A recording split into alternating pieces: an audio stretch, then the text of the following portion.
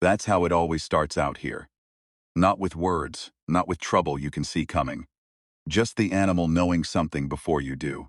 Dust kicked up, canyon shifted sideways underneath me, and I hauled the reins left before I even figured out why. Then I heard it. Not screaming. Something quieter than that, which was somehow worse. This sharp, swallowed sound, like someone trying real hard not to make noise while they were hurting. Coming from below the ridge, down where the creek cut through the sandstone and fell off into that deep pocket of shadow we called Widow's Drop. I tied Canyon off to a juniper and went down on foot. I'd been riding the fence line between the Holt property and the reservation land for 3 weeks by then. New job. Old story. Somebody's cattle kept crossing where they weren't supposed to, and both sides wanted somebody in the middle who wasn't attached to either one. Foreman Holt picked me because I was passing through. Didn't know anybody. Didn't owe anybody. That suited me just fine. I wasn't looking to get tangled up in anything. I especially wasn't looking for what I found at the bottom of that draw. There was a woman standing at the edge of the waterfall pool, or trying to stand, anyway. She had one hand braced against the rock face, and one arm wrapped around her ribs, and she was breathing the careful way people breathe when something's cracked, and they know it. Long dark hair, soaked flat against her back. Wearing what was left of a cotton dress that the current had already had most of a conversation with. She heard my boots on the gravel. She spun around so fast she nearly went down. Hey, I stopped. Put both hands up, palms out. I'm not coming any closer. I heard somebody hurt. Her eyes were black as creek water, and just about as readable. She wasn't scared, exactly. More like someone who had already decided what she was going to do if she needed to, and was just waiting to see if she needed to. I'm all right, she said. The way she said it, straight, no waver. I almost believed her. But her arm was still clamped across her ribs, and there was a cut above her left eyebrow, doing what cuts on the head do, which is make everything look a whole lot worse than it might be. You fall, I asked. She looked at me for a long second. Then she looked down at the water rushing past her feet. My horse threw me, she said, up on the rim. I came down. She didn't finish the sentence. The way her jaw set told me the coming down had not been graceful. I looked up at the rim, 40 feet maybe, steep loose shale the whole way. Lord, I said, before I could stop myself. Something shifted in her face. Not quite a smile. More like she was filing something away. I need you to go, she said. I'll find my way back. Now, I want to be clear about something. I am not the kind of man who argues with women about what they need. I was raised by a mother who would have taken the hide off me for it. And I've lived long enough since to know she was right. A woman says she'll manage, 9 times out of 10 she means it. And the 10th time she usually just needs a minute to figure it out herself. But there was a problem. The problem was that between her and the only way out of that ravine, the creek was running about knee-deep and fast. Snowmelt, probably, coming down off the Sangres, and she was favoring that left side so bad that one wrong step on a wet stone and she'd go down hard. And there wasn't going to be anybody to catch her. I didn't say any of that. What I said was, I know. Could you stand still for a second? That cut on your head's bleeding pretty good. She touched it, looked at her fingers, made a sound in her throat that wasn't quite a curse word but was definitely in the neighborhood. I have a clean bandana, I said. That's all. You take it, do what you want with it, and I'll head back up and leave you alone. Another long look. Set it on the rock, she said, and step back. I did. She came forward, picked it up, pressed it against her forehead. Watched me the whole time like she was daring me to make it weird. I looked at the waterfall instead. It was beautiful, I'll say that. The kind of place you ride past 100 times and don't stop because there's always somewhere to be, some fence to check, some animal to move. The water came off the rim in one clean sheet and hit the pool below and fanned out white and cold. And the mist it kicked up caught the afternoon light and made little private rainbows down in the shadow. You're one of Holt's men, she said. It wasn't a question. I nodded anyway. Caleb Rourke, I said. Just riding fence. I know who you are, she said. You've been on the East Line 3 days. I've seen you. I hadn't seen her, which meant she was better at this than I was, which was almost certainly true. I'm Naomi, she said, finally, like she'd decided something. Your horse, I said. He run off? She. A little flicker of something, not quite annoyance, not quite pride. She'll go back to the herd. She knows the way. Okay. I turned to go. I can't cross the creek, she said it fast. Like it cost her something. I turned back around. She was still holding the bandana against her head, and she was looking somewhere past my left shoulder, at the far wall of the canyon, at a hawk making lazy circles up above the rim. Anywhere but at me. The current, she said, with my side. I know, I said I saw. Quiet for a second. The water kept going. The hawk kept circling. I can carry you across, I said. It's not deep. Won't take a minute. Now she looked at me, full on, measuring. You'll keep your eyes on the other bank, she said. The current took most of my. She stopped, set her chin. My dress is not what it was. I felt the heat go up the back of my neck. Not from embarrassment exactly, more from understanding. All at once what had actually happened when that horse threw her and the creek got involved. Yes, ma'am, I said. Other bank, the whole way. She was lighter than I expected, and she held herself so stiff and careful, trying not to let me feel how much her ribs hurt. That the whole crossing I was more focused on keeping us steady than on anything else. The creek grabbed at my boots, and the stones were slick, and I just kept my eyes on the far gravel bar and counted steps. 8 steps. She made a small sound once when I adjusted my grip to keep my balance on a bad stone. Just one sound, then nothing. When I set her down on the gravel, she stepped back immediately, put 2 feet of distance between us, pulled what was left of her dress straight with a kind of dignity that honestly made me want to look away just on principle. Thank you, she said. Don't mention it, I said. I meant that practically. Don't mention it to Holt. Don't mention it to anybody. This is just one person helping another, and there's no story here. But she heard it different, I think. She tilted her head slightly, and that almost smile came back. Can you ride? I asked. Not yet. I've got a camp about a mile north, I said.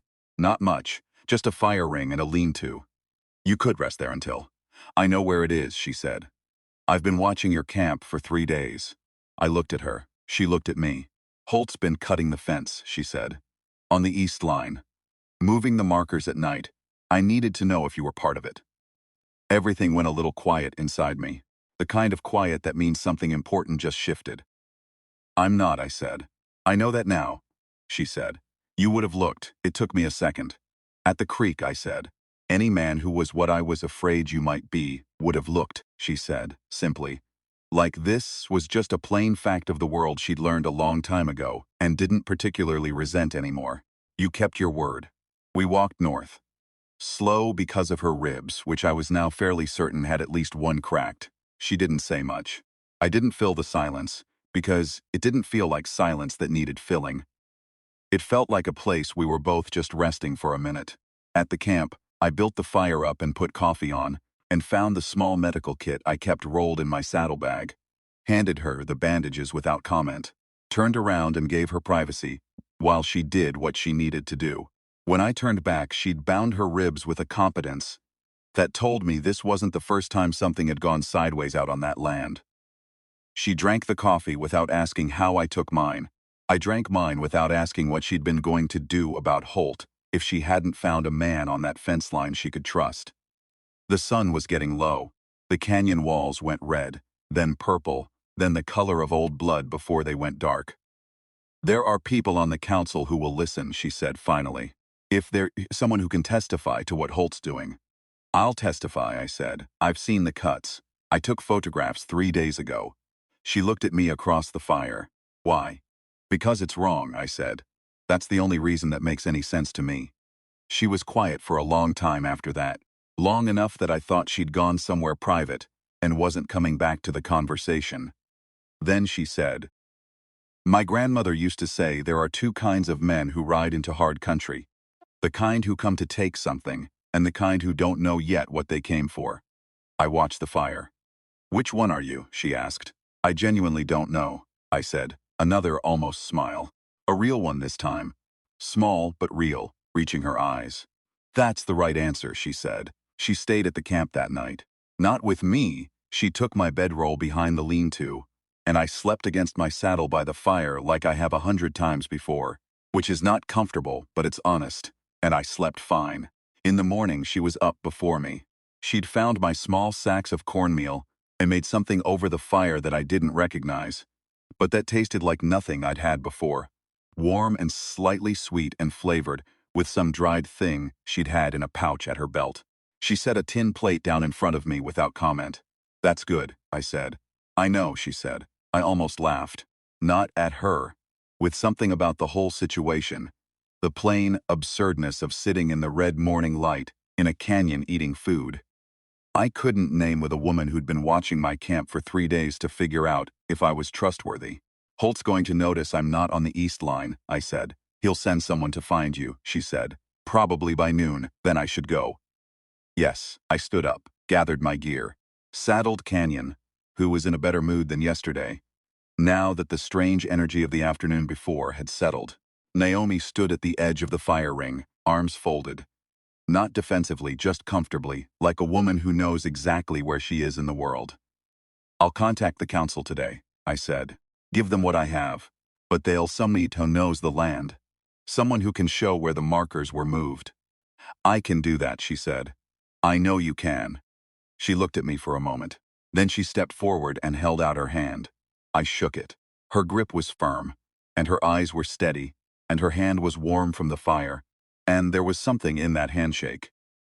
Something I couldn't name exactly, something that felt like a door opening instead of closing, that I thought about for the next 6 miles, all the way back to the east fence line.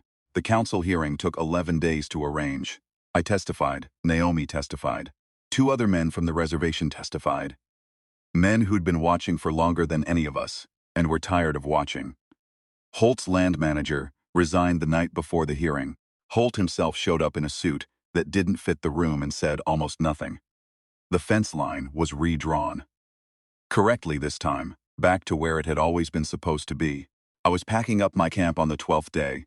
No more fence to ride.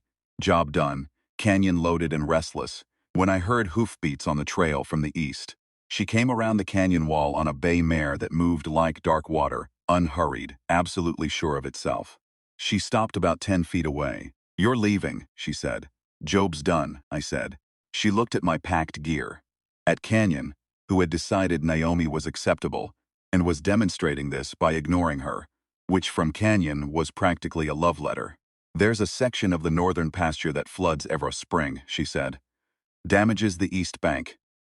Someone's been talking about rebuilding the stone channel. It's been talked about for 2 years. I looked at her. 2 years is a long time to talk, I said. It is, she said. The council would pay fair wages. The work would take most of the summer. I thought about the road north. The next town. The next job that didn't have a name yet. Then I thought about cornmeal cooked over a fire in a canyon, and red morning light, and a handshake that felt like a door opening. "I don't know the first thing about stone channels," I said. "I know," she said. "I do, you'd be working for me." There it was, no pretense, no softening. Just the plain shape of what she was offering, and what she wasn't, and what might or might not come after. All of that left open, the way honest things usually are. "All right," I said. She nodded once, like that was settled, turned her mare and started back up the trail. "Naomi," I called. She looked back over her shoulder. "I would have looked," I said, "at the creek, if I'd been less worried about keeping you upright." A pause. Then for the first time, she laughed. Not a small laugh, a real one, sudden and bright, startled out of her the way something true sometimes catches you off guard. "I know," she said. "That's why I told you." And she rode back up into the canyon, and I unpacked Canyon and tied him off. And somewhere above us a hawk made its slow circles in the blue morning sky, like it had nothing better to do, and all the time in the world. Which, right about then, was exactly how I felt too.